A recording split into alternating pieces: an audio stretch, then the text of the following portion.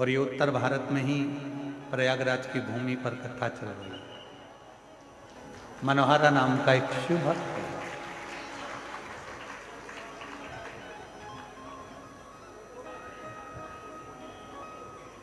सुतार का काम करता था। सुतारी जानते हो आप लोग? जम के तो बोलो। सुतार मतलब लकड़ी का कुर्सी टेबल कुछ ना कुछ जो लकड़ी का काम होता है वो करता है। उसका एक नियम था। एक मिट्टी का उसके पास में घड़ा था। उस घड़े से गंगा जी का जल रोज भरता था और रोज शिव जी को चढ़ाता था। सारी समस्या का हल एक मिलता है। रोज भरता, रोज शिव को चढ़ाता, प्रतिदिन।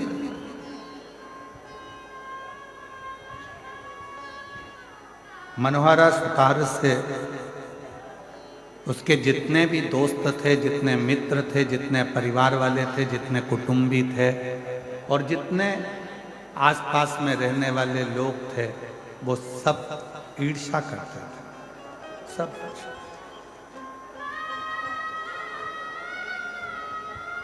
वो कहते हैं ना, घमंडी को ईश्वर नजर नहीं आता। घमंडी को ईश्वर नजर नहीं आता, ईर्ष्यालु को पड़ोसी नजर नहीं आता और क्रोधी को उसका परिवार नजर नहीं आता। कोई घमंडी है, उसके अंदर घमंड भरा हुआ है, उसके अंदर घमंड भरा पड़ा है, तो उसको ईश्वर नजर नहीं आएगा। वो घमंड उसके अंदर यदि भरा पड़ा हुआ है तो उसको ईश्वर दिखेगा ही नहीं। ऐसे कई लोग हैं जिनको रोज समझाना पड़ता है कि राम है, कृष्ण है, कृष्ण है, शिव है, शिव है। पर कई घमंडी ऐसे पड़े पड़े हुए हैं, अपनी घमंड में इतना ज्यादा वो फूले हुए हैं कि वो राम और कृष्ण शिव को मानने को तैयार ही नहीं।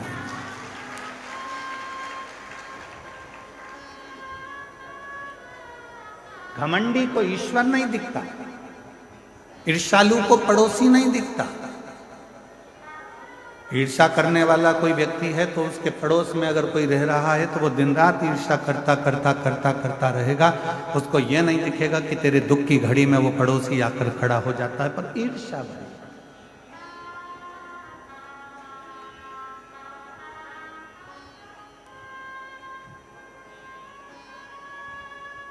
क्या करने आए हो प्रयाग की भूमि पर?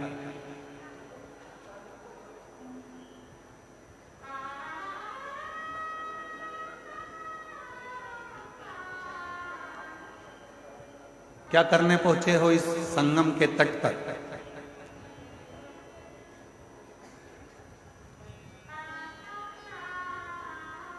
संगम के तट पर अक्षय वट के पास में नाग वासुकी का मंदिर है। आप लोग तो प्रयाग के हो, कौन कौन गया है? जरा हाथ उठाओ, जरा रखिए। प्रणाम आपको, जो आप होकर आए हो लोटा भर जल चढ़ाकर नाग वासुकी।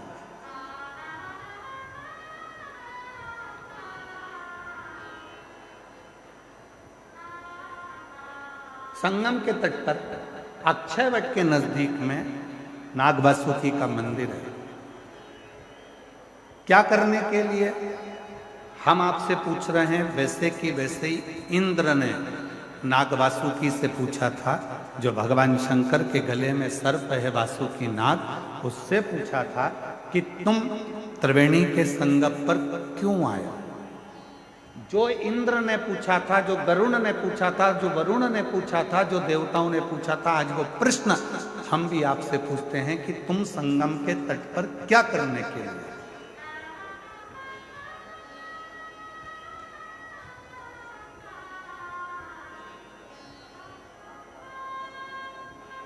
हजारों वर्ष पुरानी कथा आज फिर सतुआ बाबा के शिविर में वही प्रश्न लेकर खड़ी हो गई, जो देवताओं ने भगवान शंकर के गले में पड़े हुए नाग वासुकी से पूछा था। वो प्रश्न आज फिर सामने आकर खड़ा हो। देवताओं ने नाग वासुकी से पूछा कि तू त्रिवेणी के संगम पर क्या करने आया?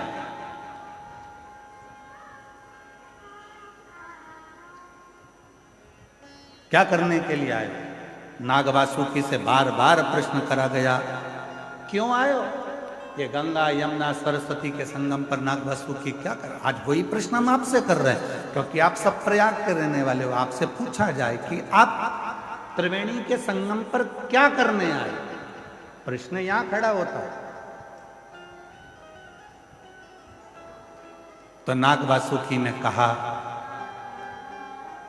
मंथन के समय पर मेरा शरीर पूरा की पूरा कष्टप्रद हो गया है, शरीर में से रक्त निकल रहा है, मेरे शरीर की एक एक नस नस टूट चुकी है, क्योंकि मैंने जब मंथन मुझे पकड़ कर करा गया तो पर्वत के घर्षण से मेरा शरीर पूरा टूट चुका है। मैं बहुत कष्ट में हूं, बहुत तकलीफ में हूं। तो क्या करने आए हो? बस उस कष्ट को मिटाने के लिए और भगवान से उनकी कृपा पाने के लिए मैं त्रिवेणी के तट पर आकर विराजमान।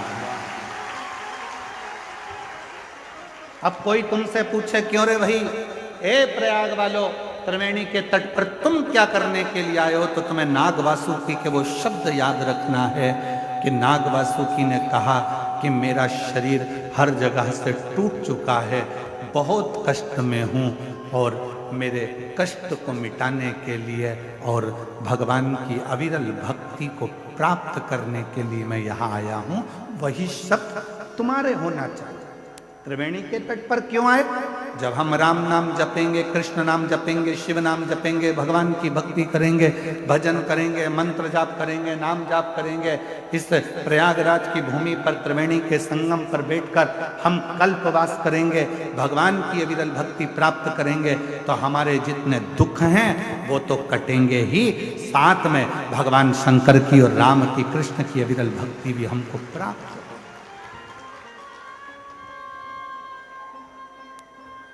हम क्या करने के लिए?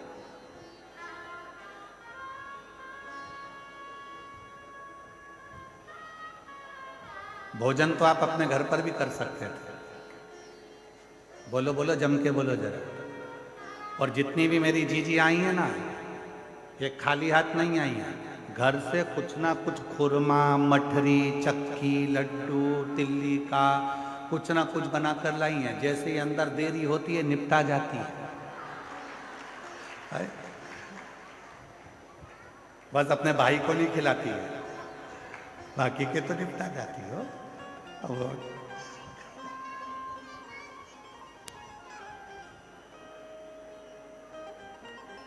आप भोजन करने, मतलब ये पक्का हो गया कि आप भोजन करने के लिए नहीं है, अपने साथ है।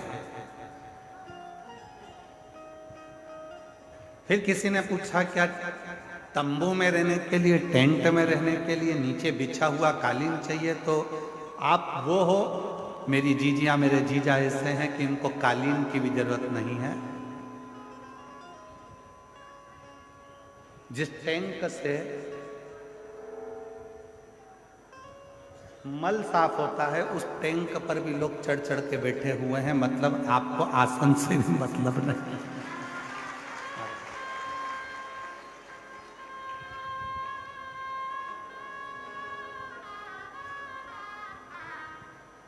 उस पे भी चढ़ के लोग बैठे हैं।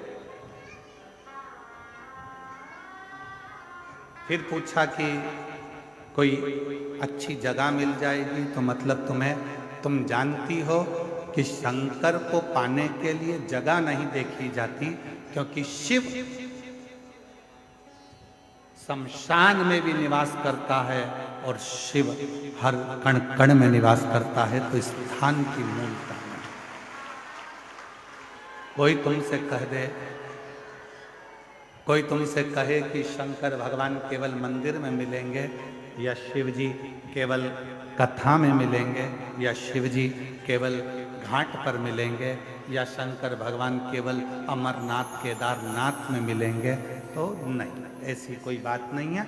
तुम्हारे घर में रहो, घर में रहकर रोज श्री शिवाय नमस्तुभ्यम का जब जप करना प्रारंभ करोगे तो तुम्हें मंदिर क्या, मेरा भोलेनाथ तुम्हारे घर में आकर तुम्हें दर्शन देना प्रारंभ।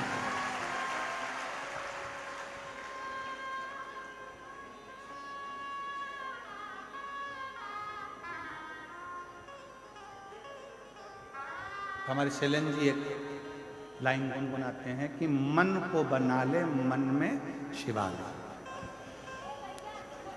संग चलेगा वो तेरे डमरू।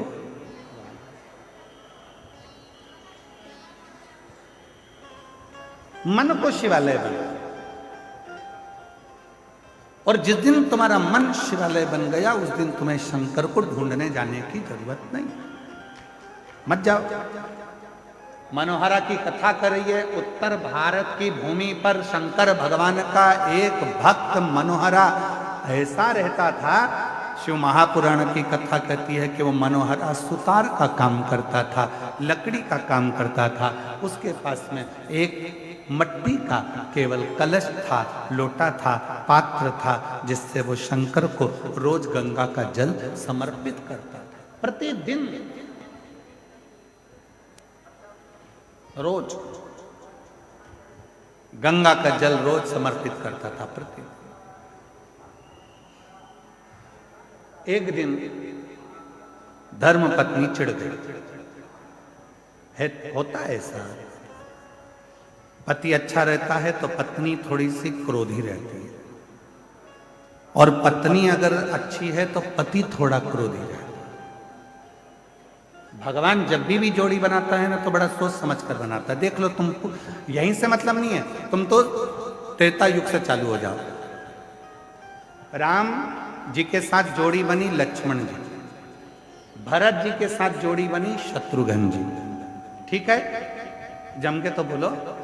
दोनों की जोड़ी बनाई कि राम जी के साथ में जोड़ी बनाकर रखना है, राम लक्ष्मण की, भरत शत्रुघ्न जी की।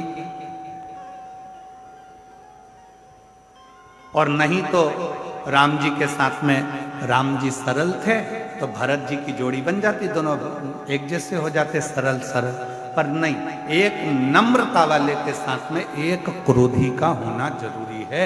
राम जी के साथ लक्ष्मण का होना जरूरी है, और भरत जी के साथ शत्रुघ्न जी का होना जरूरी, बहुत जरूरी।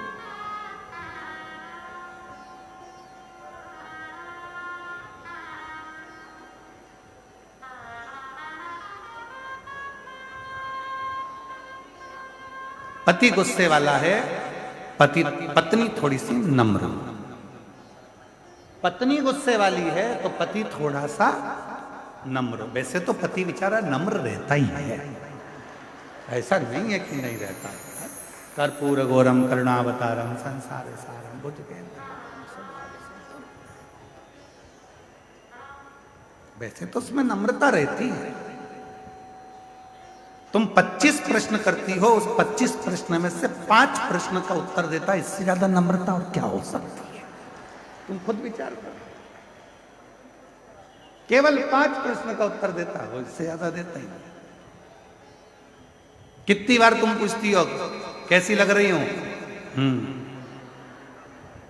बोलता ही नहीं, बोलूंगा झगड़ा होगा, इसलिए बोलता ही नहीं बेचारा, अपनी तेल कंगा करता रहता है। फिर आ गई सच के सिर पे जूड़ा मुड़ा बांध के, कैसी लग रही है? वो कंगा कर रहा था, कंगा से मूछे सेट कर रहा है। फिर आ गई, अब की और सिर पे पल्लू डाल के पूछ रही कैसी लग रही हो? कैसी? फिर बोला ऐसी लग रही जैसे हरी घास में भैंस चल रही है। अब बोला तो घर डोला, अब बोला ही तो वो कुछ प्रश्न का उत्तर देता, वो देता ही नहीं। उसकी सरलता बहुत सहज होता है।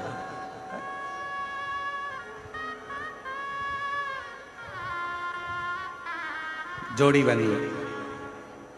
मनोहरा की जो धर्म पत्नी थी वो थोड़ी सी क्रोधी थी, बहुत तेज, बहुत तेज। वो कुछ तो भगवान की भी कृपा होती है, जो भगवान के भक्त होते हैं उनकी धर्म पत्नियां थोड़ी तेज होती हैं। पत्नी अगर भक्त है तो उसका पति तेज होगा, और पति अगर भक्त है तो उसकी पत्नी तेज होगी। पर सतुआ बाबा जी, हम पर भोलेनाथ की कृपा है, हमारी अच्छी है।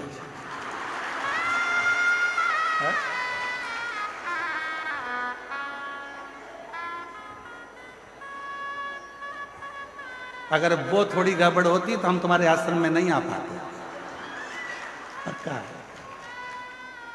तो ऐसा होता है। और कोई कोई परिवार ऐसा होता है, जितने मेरे कल्पवास कर रहे हैं इस माघ के मेले में, जितने मेरे कल्पवासी हैं उनकी धर्म पत्नी भी अच्छी है, पति भी अच्छा है, दोनों मिलकर साथ में कल्पवास कर रहे हैं, भगवत भजन कर। कई बहुत बाबा की कृपा से, कहीं शिव जी की बड़ी करुणा है, जो ऐसे पति पत्नी हैं कि दोनों हर साल कल्पवास करने के लिए 1 महीना दोनों रहकर अपने झोपड़े में, अपने टेंट में, पंडाल में भगवत भजन कर कर भगवान की अविरल भक्ति को प्राप्त कर। अविरल। तो मनोहरा की जो पत्नी थी, मनोहरा की जो पत्नी थी,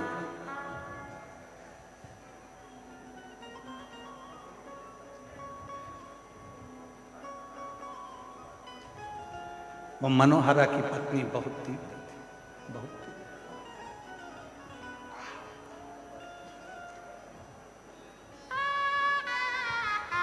बहुत उठाया उसने। अब की बार पानी का जो घड़ा था, जिस घड़े में वो गंगा जल लेकर शिव जी के मंदिर जाता था, शंकर जी को जल चढ़ाता था, उस घड़े को मनोहरा की पत्नी ने आज तोड़ दिया।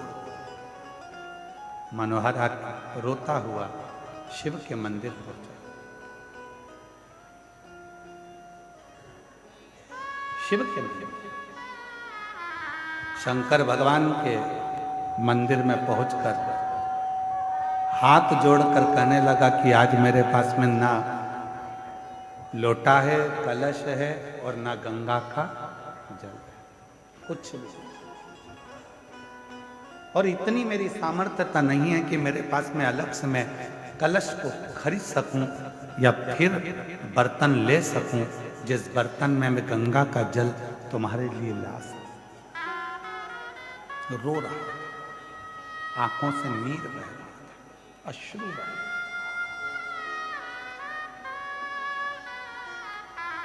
रोते रोते रोते रोते आखिरी में वो शंकर के शिवलिंग से चिपक गए।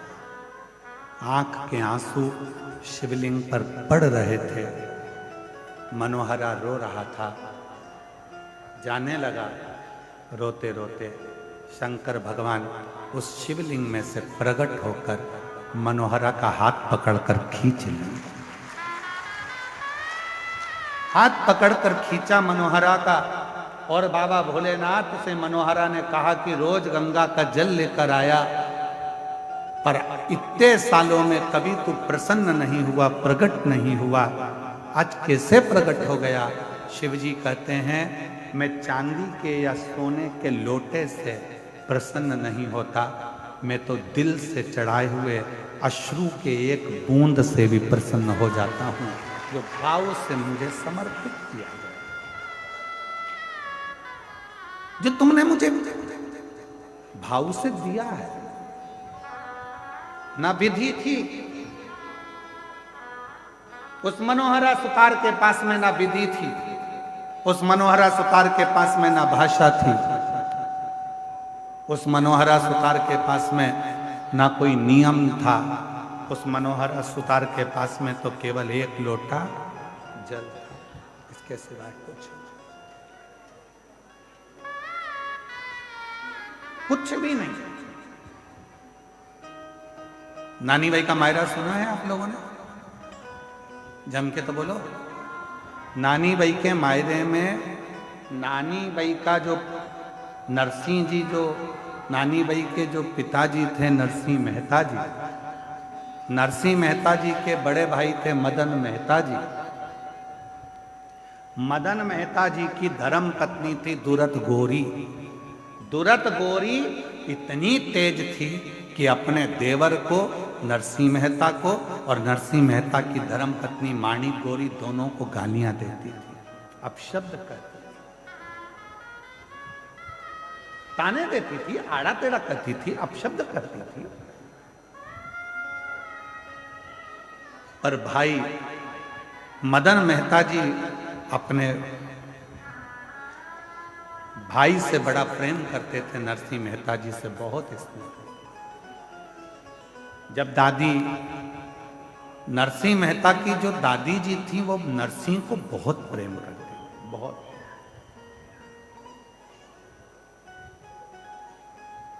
तो माणिक गोरी दादी को स्नेह करती थी, प्रणाम करती थी, पर दुरत गोरी कभी दादी को प्रणाम नहीं करती। प्राण छोड़ गए दादी के, मर गई। नरसिंह मेहता की पत्नी भी खूब रोई और नरसिंह मेहता की भाभी भी बहुत रोई। पर नरसिंह मेहता की पत्नी जी को समझ में नहीं आया कि मेरी जेठानी दिन रात गाली देती थी दादी सास को, और दादी सास मरने के बाद ये गले चिपक चिपक कर रो रही है, सिर पे इतना लंबा लंबा पल्लू डाल के रो रही है। सास जिंदा थी तो पल्लू रखा यहाँ, और सास मर गई तो पल्लू रखा बिल्कुल छाती तक, और चिपक चिपक कर रो रही है। और थोड़ी देर तक रोई चिपक कर, उसके बाद देवरानी से बोली मैं पानी पी के आई, अब तू रो ले। जब देवरानी रोने के लिए बैठी माणिक गोरी, तब उसको समझ में आया कि मेरी जेठानी चिपक कर इसलिए रो रही थी कि सास के कान में सोने की मुर्की थी जो कान में डली थी, उसको दांत से कतर रही थी, निकाल। जब वो मुर्की निकल गई, रोते रोते लेकर गई और पानी के मटके में उसको डाल दिया, और आकर बोली कि अब दादी जी को लेकर चले जाओ, कब तक रखोगे। रोते रोते उनको लेकर गए। दादी जी के जाने के बाद 13 दिन नहीं हुए पूरे, और नरसिंह मेहता की भाभी ने नरसिंह मेहता को घर से निकालने का प्लानिंग कर लिया। जब प्लान बनाया उसको निकालने का, तब बड़े भाई को लगा कि मेरा बेटा, मेरा भाई आखिर जाएगा कहाँ, कहाँ जाएगा। तो फिर बड़े भाई ने विचार करा कि दुनिया में एक ऐसा है, वो देव अधिदेव महादेव, जो ठोकर खाए हुए व्यक्ति का साथ निभा देता है।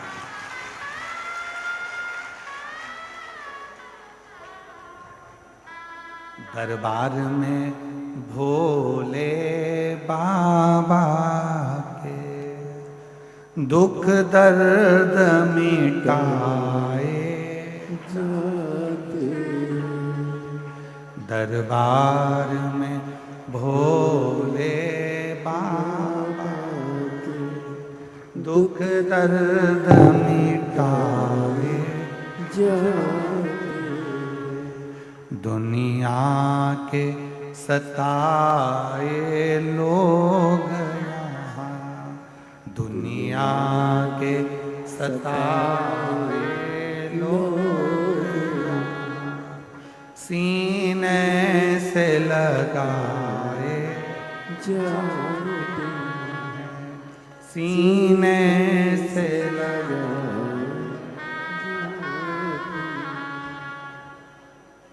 एक है जो निभा सकता, एक है जो निभाए, और वो केवल एक देवाधिदेव महादेव है जिसके चरणों में मुझे मेरे भाई को भेज देना चाहिए। यदि मेरा भाई शिव जी के मंदिर तक चले गया तो निश्चित है जो मेरा भाई चाहता है उसको वो सब कुछ मिल जाएगा।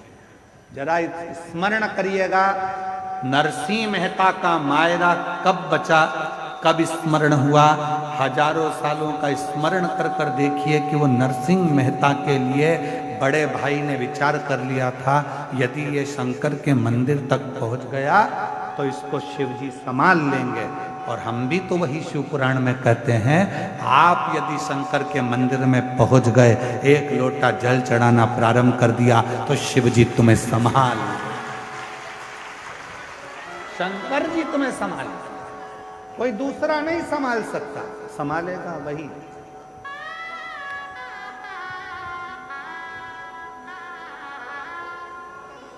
दुनिया के सताए लोग यहाँ सीने से लगाए सीने से लगाए दरबार में डमरू वाले दुख दर्द मिटाए दुख दर्द मिटाए आप शिव जी के दरवाजे तक पहुंचो, शंकर जी की चौखट तक पहुंचो, शंकर जी के मंदिर में एक लोटा जल चढ़ाने के लिए पहुंचो। शिव तुम्हारे दुखों को काटना प्रारंभ कर दे, शिव तुम्हारे कष्टों को मिटाना प्रारंभ कर दे। जाना पड़ेगा, तेरे मंदिर में आना मेरा काम है और मेरी बिगड़ी बनाना तेरा। जाओ। नरसिंह मेहता जी शिव जी के मंदिर में पहुंच गए। रोते रोते पूरी रात नरसिंह मेहता जी ने निकाल दी। शंकर भगवान ने हाथ पकड़ा नरसिंह मेहता जी का और उनसे पूछा, तुझे क्या चाहिए? मैं जिस सांवरिया का भजन करता हूं, सांवरिया का दर्शन करा दो।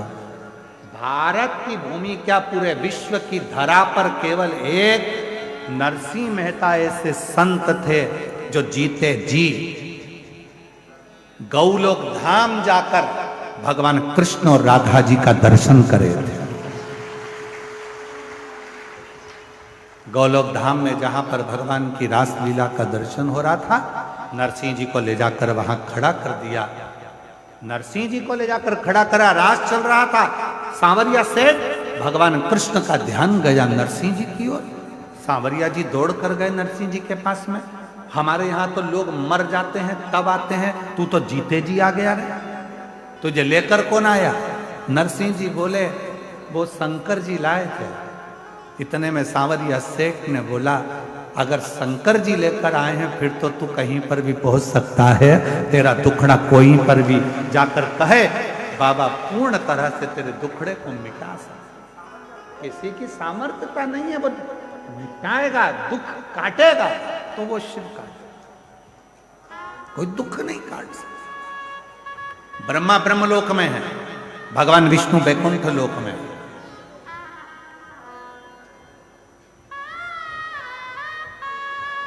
जितने देवता पृथ्वी पर प्रकट हुए सबके जाने की खबर है, सबके जाने का प्रमाण है और सबकी कथा है। पर केवल एक देव ब्रह्मा ब्रह्मलोक में, भगवान विष्णु वैकुंठ लोक में, केवल मृत्यु लोक में एक देव विराजमान है, जो देव आदिदेव महादेव विराजमान, जिसके जाने की कथा नहीं है कि शंकर जी कहीं चले गए, शिव जी कहीं पहुंच गए। शंकर के तो यहीं कैलाश पर, काशी में, सोमनाथ में, मल्लिकार्जुन में, यहां तक प्रयागराज की धरा पर भी अगर पूरी भूमि पर, पृथ्वी पर कहीं पर भी घूम कर देख लो, शिव हर जगह मिल जाएगा। शिव शिव है, वो कहीं नहीं जाता, तो यहीं रहता, उसको अपना दुखड़ा आप कह सकते। हमने कभी भी आप लोगों से ये नहीं कहा कि बहुत दूर शंकर जी का मंदिर हो तो वहां जल चढ़ाने जाना। हमने हमेशा आपसे कहा कि आपके घर के पास में जो शंकर जी का मंदिर है, वहां एक लोटा जल चढ़ाना प्रारंभ करो। क्यों? शरीर में रोग आता है तो पहले पास के हॉस्पिटल में दिखाया जाता है, पास के हॉस्पिटल में काम नहीं चलता फिर बड़े हॉस्पिटल में जाया जाता है, बड़े हॉस्पिटल में काम नहीं चलता फिर जाकर अपन लखनऊ में जाकर दिखाते हैं, लखनऊ में काम नहीं चले फिर जाकर अपन मुंबई पहुंच जाते हैं, मुंबई में काम ना चले तो फिर विदेश लेकर जाते हैं। अर्थात पहले अपने पास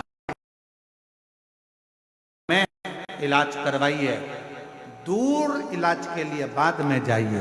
पर दुनिया के लोग पहले दिन से विचार कर लेते हैं, अब की बार मुझे केदारनाथ जाना है, अब की बार मुझे अमरनाथ जाना है, अब की बार मुझे कैलाश पर्वत का दर्शन करने, परिक्रमा करने जाना है।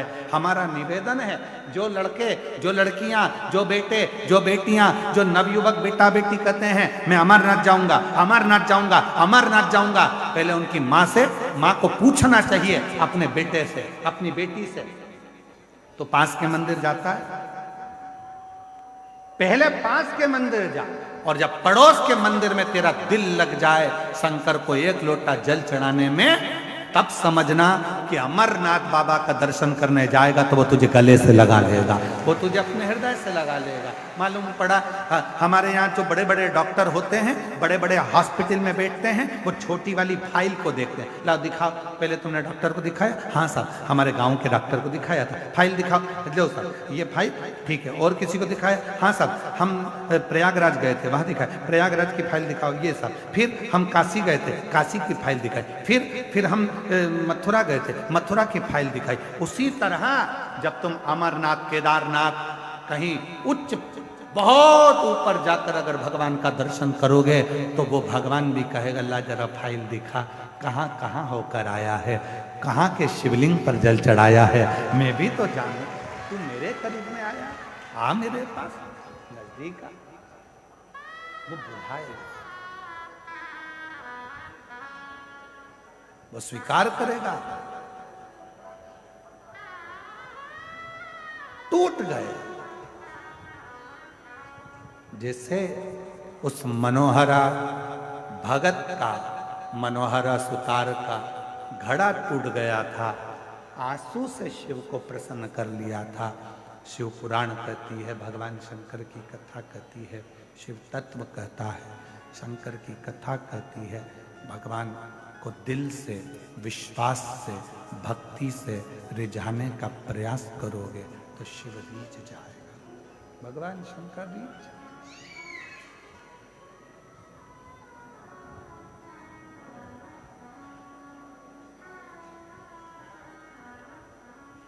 कुछ नहीं है हमारे पास। क्या है तुम्हारा? शरीर भी तो तुम्हारा खुद का नहीं है, माता पिता ने दिया। धन कहते हो तुम्हारा है तो वो भी तुम्हारा को किसी ना किसी ने दिया। कुछ भी तुम्हारा नहीं है, केवल एक ये आत्मा जो परमात्मा ने खुद ने दी है। इसलिए शिव जी कहते हैं कि मुझे ये वस्तुओं से रिझाने का प्रयास मत करना, मुझे अगर रिझाना तो तेरे मन से। जिस दिन तू मुझे अपने हृदय से एक लोटा जल चढ़ाएगा, दिल मुझ में लगा लेगा, समझ लेना उस दिन में तेरा हो गया और तू मेरा हो गया। जितने तेरे दुख हैं, जितनी तेरी तकलीफ है, जितने तेरे कष्ट हैं, जितनी तेरी बीमारी है, जितने तेरे तकलीफें हैं, वो सब मेरी होगी, तेरा कुछ भी नहीं। फिर किसी ने कहा पानी में इतना दम होता है कि एक लोटा जल, पानी में इतना दम होता है क्या कि जल चढ़ाया और जल चढ़ाते से ही शिव जी हमारे दुख काटना प्रारंभ कर देते हैं। पानी में कितना दम होता है। संकल्प करते समय तुम्हारे हाथ में कुछ हो ना हो, चावल नहीं होगा चलेगा, फूल नहीं होगा चलेगा, पर संकल्प करते समय तुम्हारे हाथ में जल का होना जरूरी है। हर हर संकल्प करते समय तुम्हारे हाथ में जल का होना जरूरी है। कन्या दान करते समय तुम्हारे हाथ में कुछ भी ना हो, सोने की रकम, चांदी की रकम कुछ भी ना हो चलेगा, पर तुम्हारे हाथ में जल का होना, जब वो जल डाला जाता है तब कन्यादान माना जाता है, जल का होना जरूरी है। उसी तरह जब पिंड किया जाता है, तर्पण किया जाता है, तिलांजलि दी जाती है, उसमें जल का होना जरूरी है। उसी तरह जैसे पितरों को रिझाने के लिए जल, प्रकृति को रिझाने के लिए जल, उसी तरह शिव महापुराण की कथा कहती है अपने दुख को मिटाने के लिए भी एक लोटा जल का होना बहुत जरूरी है। एक लोटे जल का होना बहुत जरूरी। वो जल हमारे जीवन का कल बदल देता है। कोई जल्दी बनता है कोई लेट बनता है, शिव को जल चढ़ाने वाला एक दिन सेठ जरूर बन, वो सेठ बना कर रखता है। बस वो तुम नियम से एक लोटा, एक पत्र है, अच्छा है, देखिए।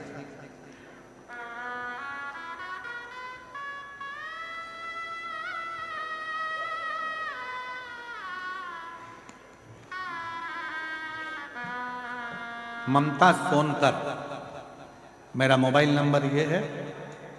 कहीं बैठी हो ममता सोनकर तो हाथ हिला सकती हैं।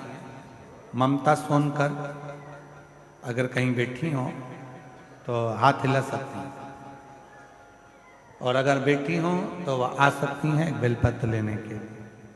कहीं बैठी हो तो हाथ हिलाएं, और अगर आई हो तो एक बेलपत्र लेने के लिए आ सकती हैं। मेरा नाम ममता सोनकर है। मैं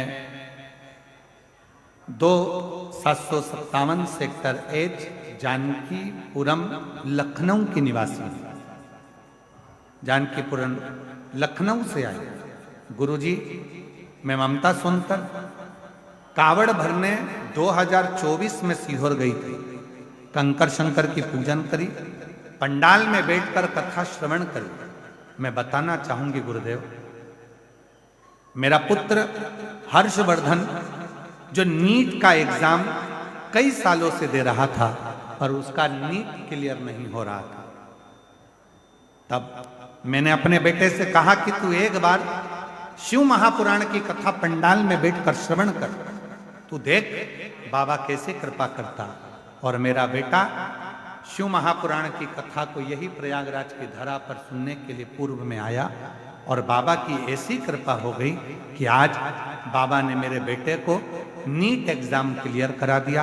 वो MBBS की पढ़ाई कर रहा है, और आज मेरा बेटा डॉक्टर बनने जा रहा है। मैं बाबा को यहाँ प्रणाम करने के लिए, थोड़ा समय लग सकता है, लगेगा, पर वो फल जरूर देगा। तुमने जो एक लोटा जल समर्पित करा, तुमने जो एक लोटा जल चढ़ाया, तुमने जो एक लोटा जल समर्पित करा है, तुमने जो एक लोटा जल चढ़ाया है, उसका फल तुमको मिलेगा।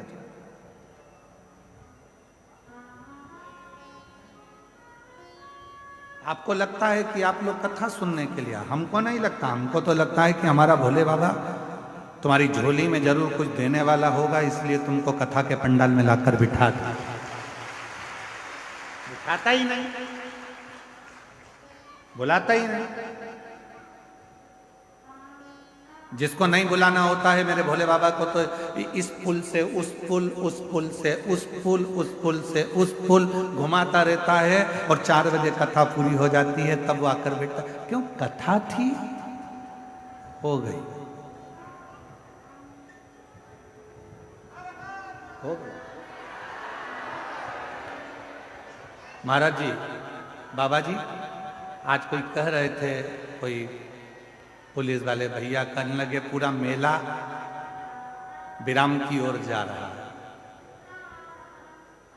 पर प्रशासन को समझ में नहीं आ रहा है कि मेला वापस भरा कैसे गया, ये वापस कैसे भराने लगा।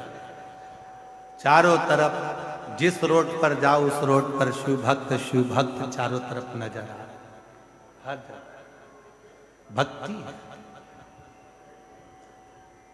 विश्वास है।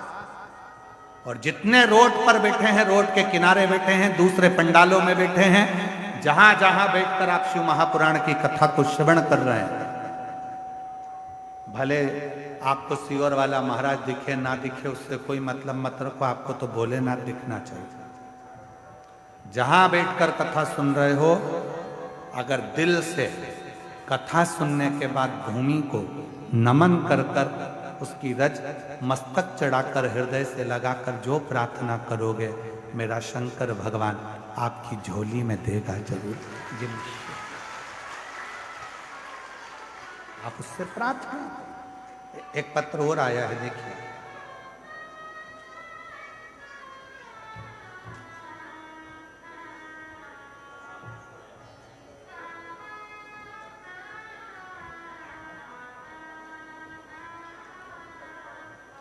अन्नू साव, क्या लिखा है? नवादा है? नवादा, मेरा नवादा यहीं है, उत्तर प्रदेश में, बिहार में है। अच्छा, कहीं बैठे हैं? हाथ हिलाइए। अन्नू साव, नवादा से आप ही हैं? ठीक है। बेटा आया है क्या? है? हाँ, ले आओ इसको, ले आओ, आ जाओ। अन्नू साव, नवादा से हूं, मेरा मोबाइल नंबर ये है गुरुदेव। मेरा कथा में आने का केवल इतना सा, मैं एक बार बाबा की कथा सुनी थी टीवी पर।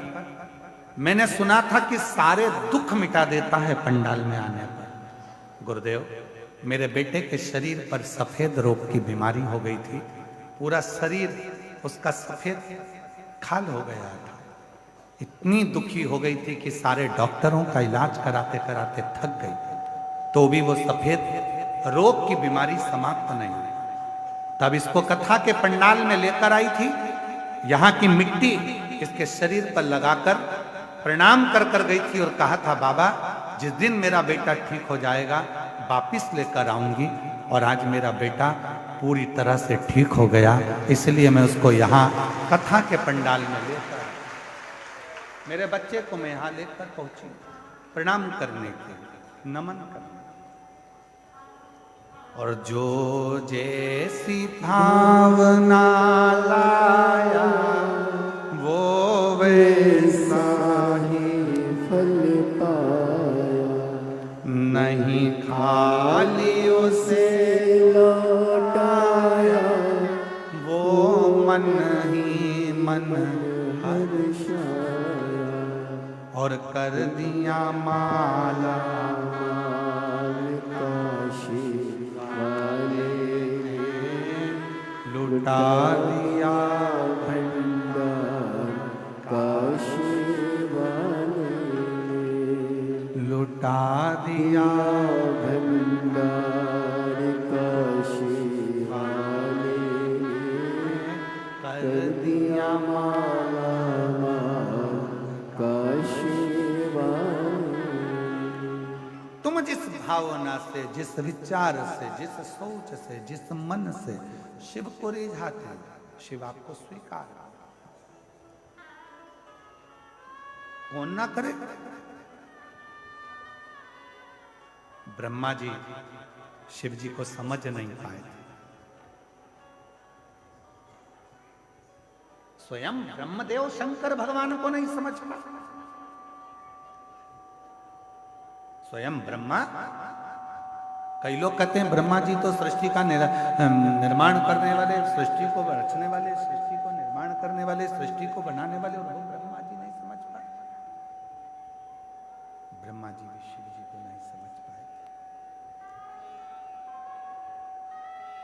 ब्रह्मा जी भगवान शंकर को नहीं समझ पाए। मेरी जीजियों, मेरे जीजाओं, मेरी बेटियों, बेटाओं, मेरे बुजुर्ग माँ बाप, याद रखना, दुनिया का कोई व्यक्ति तुमसे कह दे कि शंकर भगवान को मैं अच्छे से जानता हूं, समझता हूं, समझ लेना पक्का झूठेला है, पक्का झूठ बोलने वाला। शिव को समझने के लिए एक जन्म क्या, लाखों लाखों जन्म हो जाए तो भी शंकर भगवान को कोई समझ नहीं सकता, जान ही नहीं सकता। इसलिए अपन को ज्यादा प्रपंचा में नहीं पड़ना, अपने को तो एक लोटा जल, सारी समस्या का हल, और बोल बम का नारा है, बस। इससे ज्यादा अपने को माथा पच्ची करना भी नहीं है। कोई तुमसे कहे तुम शंकर जी की पूजन को जानते हो, नहीं जानते। शंकर जी का अभिषेक करना जानते हो, नहीं जानते। शंकर जी को रिझाने का कोई मंत्र आता है, नहीं आता। शंकर जी को क्या पसंद है, मालूम नहीं। तो फिर शंकर जी के मंदिर क्यों जाते हो, मिलने। किससे, शंकर जी से। तो शंकर जी तुझे देखते हैं क्या, वो देखे चाहे नहीं देखे, मैं तो देखता हूं बहुत। कुछ नहीं आता, कुछ भी नहीं।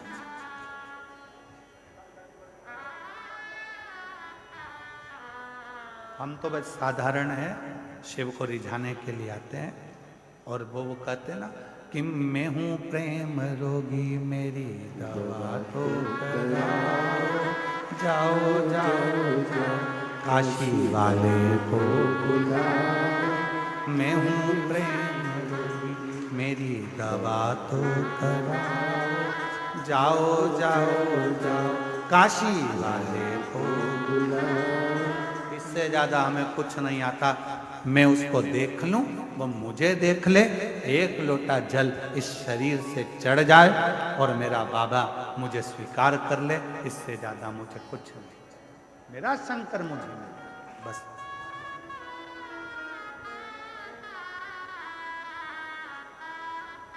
इससे ज्यादा कुछ नहीं चाहिए,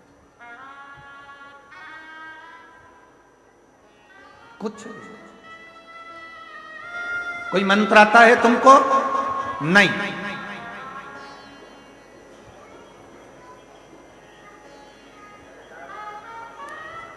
एक बार हम चित्रकूट घूमने के लिए गए थे महाराज जी, चित्रकूट घूमने के लिए, चित्रकूट दर्शन के लिए गए थे और कांतानाथ जी की परिक्रमा करने के लिए गए थे।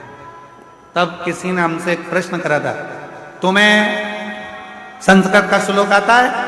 हमने हाथ जोड़कर कह दिया महाराज जी हमको कछु नहीं आता। फिर पूछा तुम्हें ये आता है? नहीं महाराज जी हमको ये भी नहीं आता। फिर तुमको ये आता है? हमको ये भी नहीं आता। फिर तुमको क्या आता है? तो हमने कहा श्री शिवाय नमस्तु,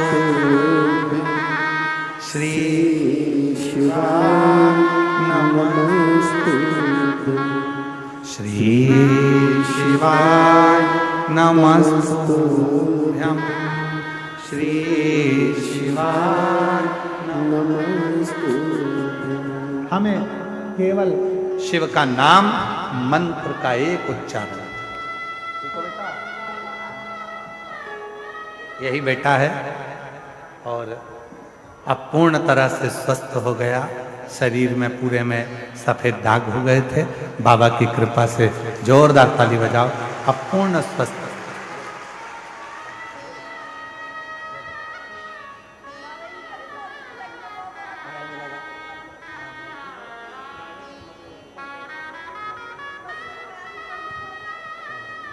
रोते नहीं बेटा, आंसू पोंछ के जाओ, खुश हो। अब तो तुम्हारे दोनों काम हो गए, बेटा भी ठीक हो गया, नौकरी भी लग गया, बाबा कराएगा, कराए। जाओ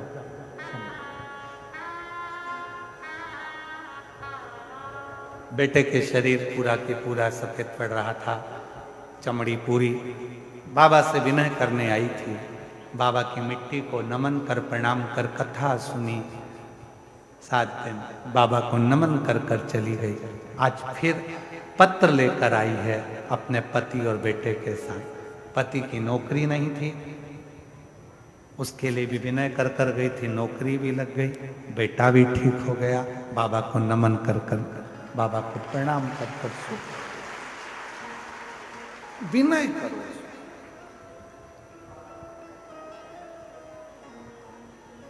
मंत्र आता है? नहीं आता। तब करते हो? नहीं। साधना? नहीं। क्या करते हो? एक लोटा जल, सारी समस्या। इससे भगवान प्रसन्न हो जाएंगे? बिल्कुल। तड़प शंकर भगवान का ऐसा भक्त जो जंगल में रहता था, शिवलिंग को देखकर, एक महाराज जी को पूजन करता देखकर, उसके पास में लोटा नहीं था जल चढ़ाने को, मुंह में पानी भरकर आता था, पिचकारी छोड़कर जाता था। पर शिव ने कृपा कर दी, उसको ना विधि आती थी ना विधान आता था, न मंत्र आता था, ना तंत्र आता था, ना साधना आती थी, ना जप आता था। उसको तो केवल एक काम, मुंह में पानी भरा, पत्तियों को तोड़ा, शिव को चढ़ाया, जल समर्पित प्राप्त हो गया। कुछ नहीं आता और सत्य बोलने में कुछ नहीं जाता। बोलो सही है कि गलत है? सत्य बोलो। मरने के बाद लोग बोलेंगे राम नाम सत्य है, जीते जी बोल लो सत्य। जो सत्य है सत्य।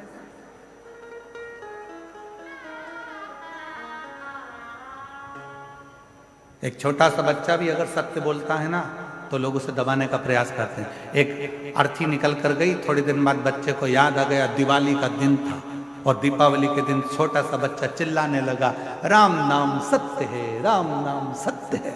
मम्मी ने मोगरी से धो दिया, घूम मारा, पागल हो गया, मूर्ख है, क्या बोल रहा है ये, राम नाम सत्य है, राम नाम सत्य है। तो बच्चे को सिखा दो राम नाम सत्य, सिखाओ। सत्य है और वो सत्य रहेगा, उससे कोई छुपा नहीं सकता। शिव सत्य है, शिव सुंदर है। जैसे अभी सतुआ बाबा जी ने अपने व्याख्यान में कहा कि बेलपत्री के 3 पत्ते हैं, सत्य, प्रेम, करुणा, ये 3 पत्र हैं।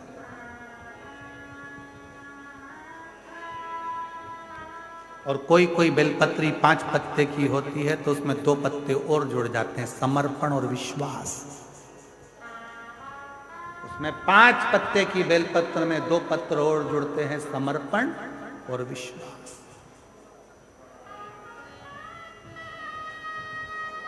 फिर 2 पत्ते जुड़े तो 7 पत्ते की बेलपत्र में साधना और तप। उस बेलपत्र के 2 पत्ते हो गए। ऐसे बेलपत्र के जब पत्र बढ़ते हैं तो शिव भी सोचते हैं कि ये साधारण पत्र नहीं है, ये तप, साधना, विश्वास, सत्य, ये सब जब सम्मिलित होता है तब कोई शिव की भक्ति को प्राप्त कर पाता है। शिव की भक्ति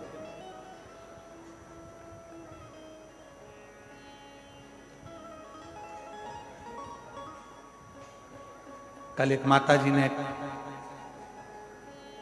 पत्र भेजा था, उस पत्र को हमने पढ़ा, शायद वो कक्षा में ही होगा। उस पत्र में उन्होंने लिखा था कि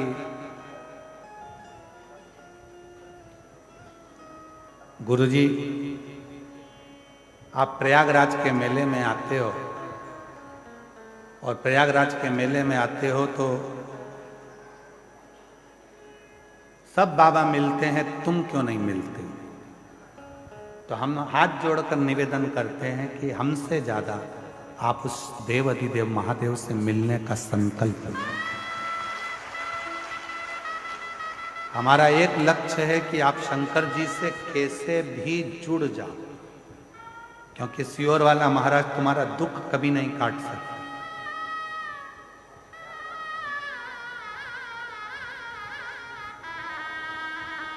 सियोर वाला महाराज कभी तुम्हारा दुख नहीं काट सकता। दुख काटेगा तुम्हारा देव अधिदेव महादेव, दुख काटेगा तुम्हारा विश्वास, दुख काटेगा तुम्हारा शिव, और दुख काटेगा तुम्हारा किया गया कर्म। कोई सियोर वाला बाबा तुम्हारा दुख नहीं काट सकता। तो हमसे मिलने से ज्यादा तुम्हारे अंदर उस परमात्मा से मिलने की ललकता होना चाहिए, उस परमात्मा से।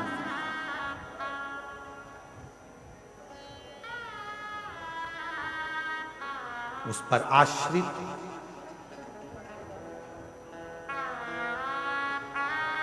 जहां पर ज्ञान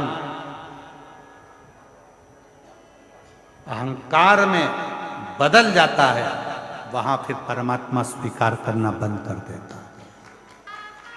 आप विद्वान हो अपनी जगह पर, आप ज्ञानवान हो अपनी जगह पर, आप बहुत बड़े पद पर बैठे हो अपनी जगह पर जिस दिन तुम्हारे भीतर इन सभी चीजों का अहंकार आ जाएगा, तब समझ लेना कि मेरा भगवान तुमसे दूर हो गया, फिर मेरा परमात्मा तुम्हारे पास में नहीं, मेरा परमात्मा दूर है तुमसे।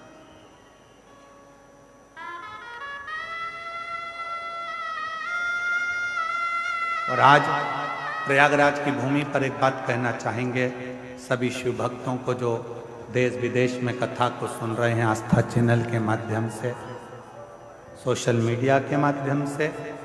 माघ मेले की यह पवित्र धरा से 5 दिवसीय शिव महापुराण को जो सुन रहे हैं, उनसे एक निवेदन करना चाहेंगे, कभी कभी यदि हाथ में पानी का लोटा भी ना हो, एक लोटा जल भी ना हो, तब अपने हाथ की अंजलि को फैलाकर हृदय का जल भरकर भक्ति से अगर हाथ को भी ऐसा कर दोगे तो भी वो जल को स्वीकार कर लेगा।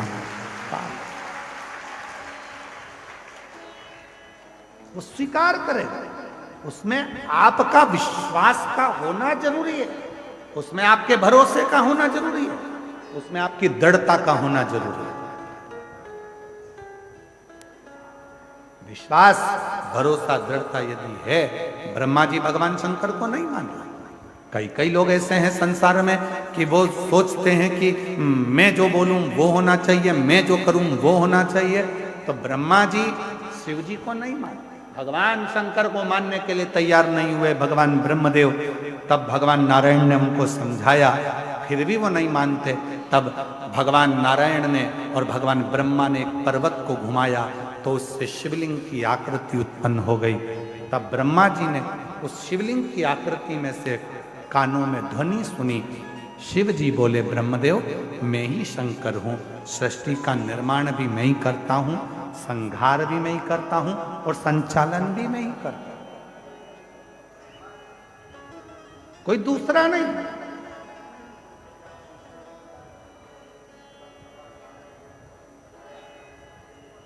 कई लोग कहते हैं घर में चला रहा हूं, झूठ मत बोल, मर जाओगे, चला के बताओ। कई लोग कहते हैं दुकान में चला रहा हूं, झूठ मत बोल, तुम्हारे बस की बात नहीं। अभी चलते चलते एक्सीडेंट हो जाए, हॉस्पिटल में पड़ा रहेगा, दुकान चलेगी कि नहीं चलेगी? व्यर्थ की बात मत बोल।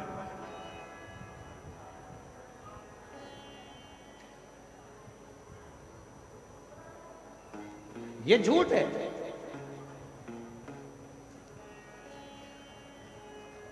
ये सब झूठ है। नहीं, प्रभु आपकी कृपा से सब काम हो, भोले आपकी कृपा से सब काम हो, करते हो भोले बाबा मेरा नाम हो रहा है, करते हो भोले बाबा मेरा नाम हो रहा है, भोले आपकी कृपा से सब काम हो रहा। आप और हम कुछ नहीं कर सकते, करने और कराने वाला तो मेरा देव अधिदेव महादेव है, जो करा रहा है, कर रहा है, चला रहा है और आपको चल रहे हैं। ये उसके ऊपर, ये आप और हमारा बस की बात नहीं। कोई कहे कि अगर मैं ना करूं तो कुछ भी ना हो, तो हमारा निवेदन है 2-4 घंटे के लिए मर के देख ले, चलेगा कि नहीं चलेगा? सब चलेगा।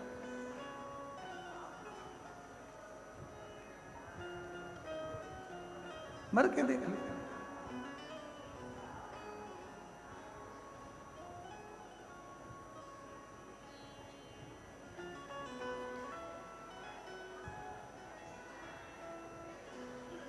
कोई मरता है, प्राण छूटते हैं, आप लोग उसके घर पे बैठने जाते हो कि नहीं जाते?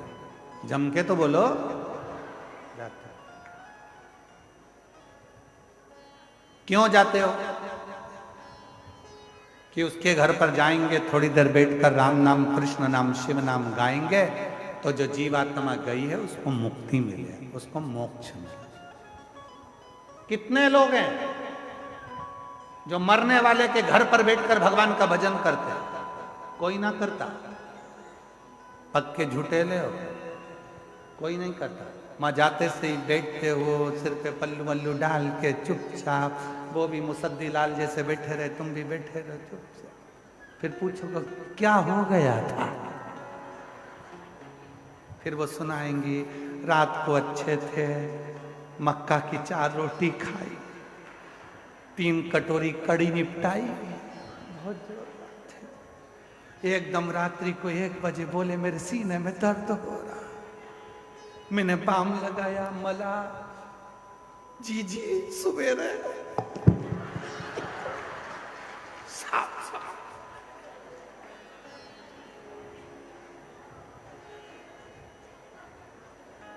अब तुम्हें बताया, तुम गई, तुम्हारे बाद फिर कोई दूसरी आ गई।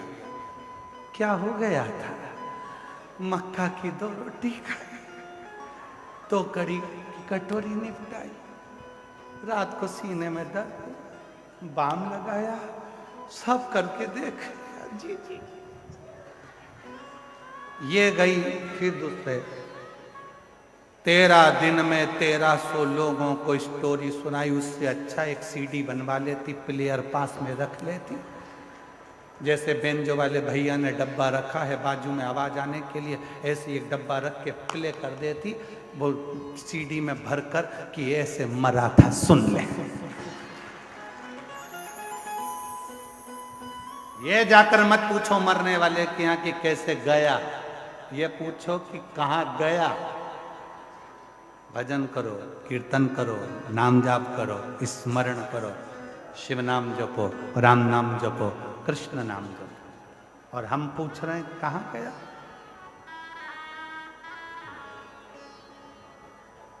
यही गलती है हमारी। हम मंदिर में जाकर क्या करते हैं? हम मंदिर में जाकर करते क्या? 1 लोटा जल हम चढ़ा रहे हैं।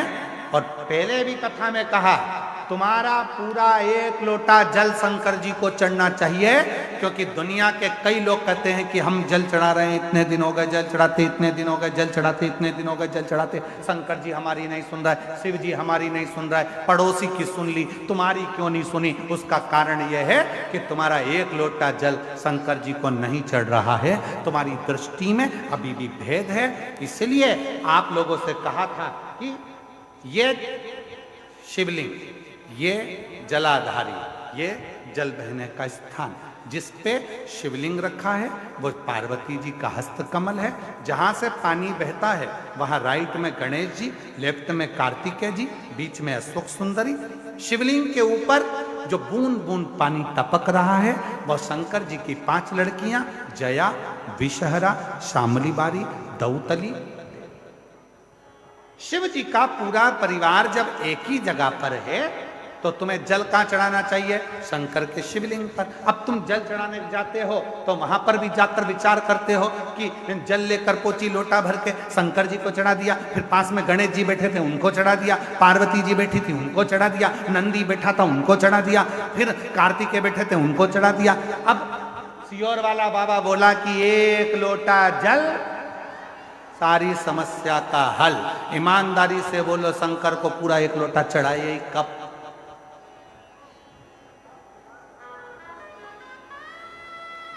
वो 1 लोटा जल लेकर गई थी, उसी में शंकर जी को चढ़ा दिया, उसी में गणेश जी को चढ़ा दिया, उसी में पार्वती जी को चढ़ा दिया, उसी में कार्तिकेय जी को चढ़ा दिया। वो 1 लोटे जल का तुमने विभाजन कर दिया।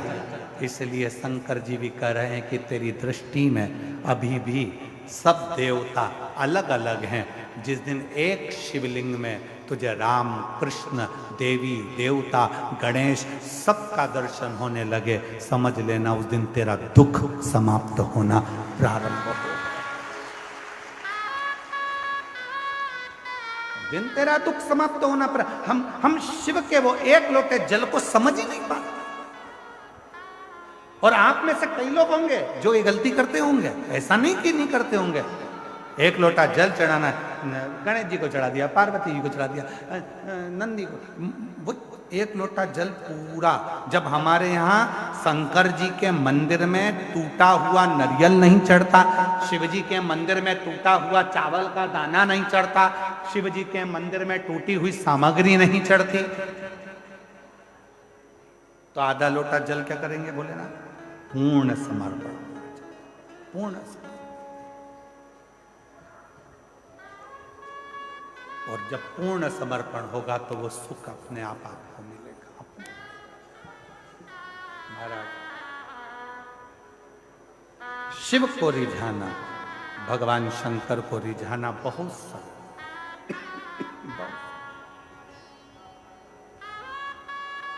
शिव को रिझाने में देरी नहीं होती। शंकर को जैसे ही जल चढ़ाया वैसे ही भोलेनाथ प्रसन्न होना प्रारंभ कर देते।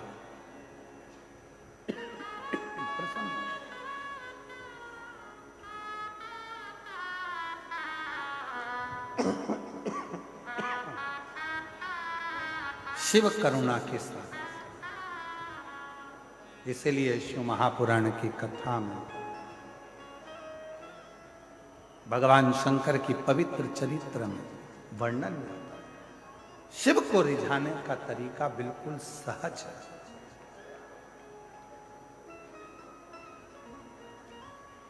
शिव जी को पूजन करने की विधि प्रिय है कि शिव जी को भाव प्रिय है। जम के बोलो जरा, सबकी आवाज आना चाहिए। भाव प्रिय विधि।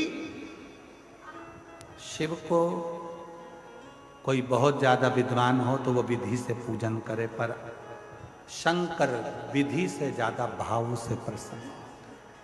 भाव से।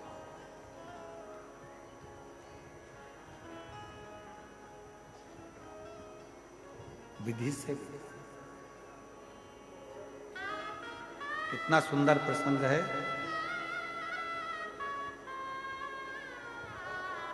जलंधर की पत्नी वृंदा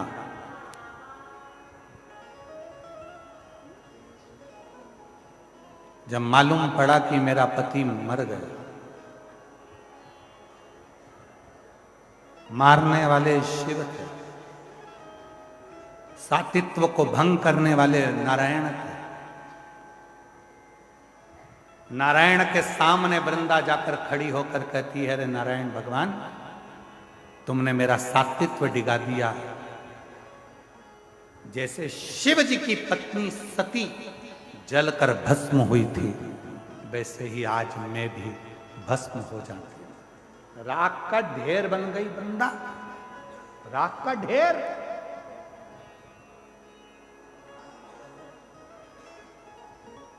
क्यों? दुनिया के लोग कहते हैं भगवान शंकर भस्म धारण करते हैं। उनके भस्म को देखकर एक बार भगवान नारायण ने भी मुस्कुरा दिए थे और कह दिए थे, इस भस्म में ऐसा क्या है। 2 बार भगवान नारायण भगवान की लीला पर मुस्कुराए थे और दोनों बार भगवान नारायण को उस लीला का दर्शन करना पड़ा।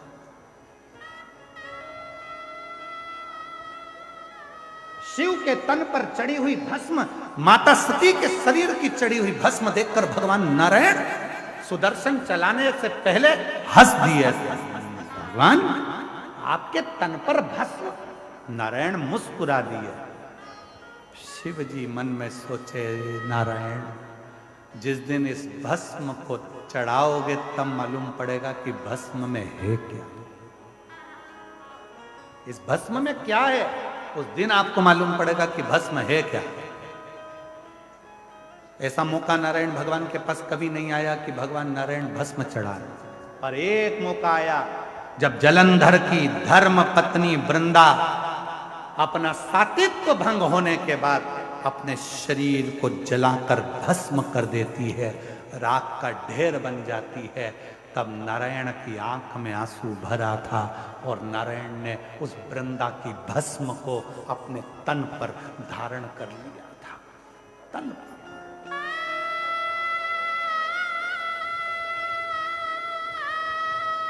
तन पर भस्म चढ़ी है। लोग कहते हैं भगवान शंकर के तन पर भस्म थी। शिव महापुराण, स्कंद पुराण, कुर्म पुराण कहती है कि भगवान नारायण के तन पर भी भस्म थी। शिव ने सती की भस्म धारण करी थी और भगवान नारायण ने वृंदा की भस्म धारण करी थी।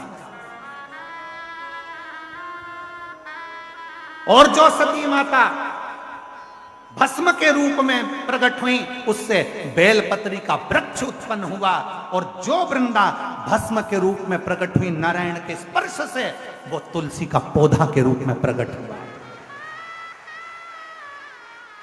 भस्म साधारण, तन पर शिव के भस्म है। लोग कहते हैं केवल क्या देवादिदेव महादेव 33 कोटि देवता में केवल एक शंकर ऐसे हैं जो भस्म लगाते हैं, शंकर ऐसे हैं जिनको भस्म चढ़ती है। भगवान नारायण ने भी अपने तन पर भस्म धारण करी थी, बस अंतर इतना है, शिव सती की भस्म लगाए थे और नारायण वृंदा की भस्म लगाए थे। वृंदा की भस्म।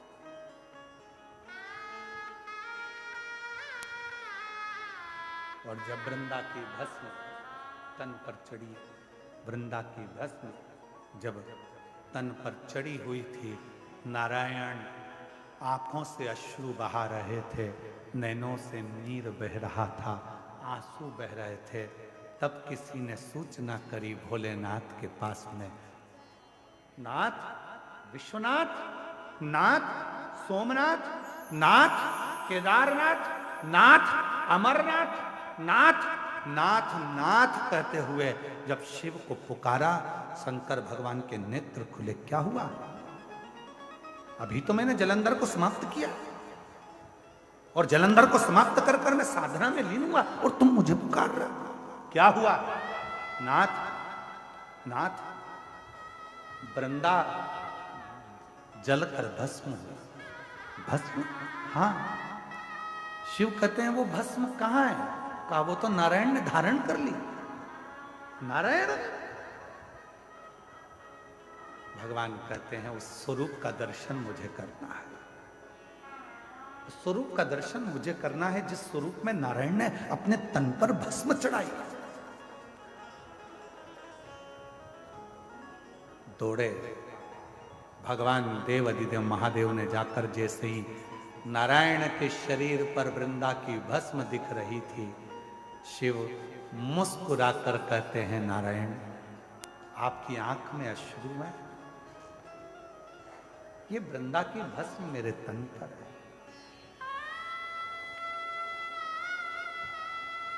शिव कहते हैं केवल संसार के मनुष्य के लिए यह बात नहीं, जैसी करनी वैसी भरनी हमारे लिए भी निश्चित है।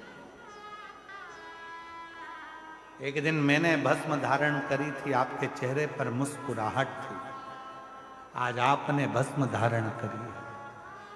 नाथ, मेरे तन से लगी हुई भस्म सती की बेल वृक्ष बन जाती है और तुम्हारे तन से लगी हुई भस्म नारायण और वृंदा की तुलसी का पौधा बन जाती है। ये जगत की पूजा है।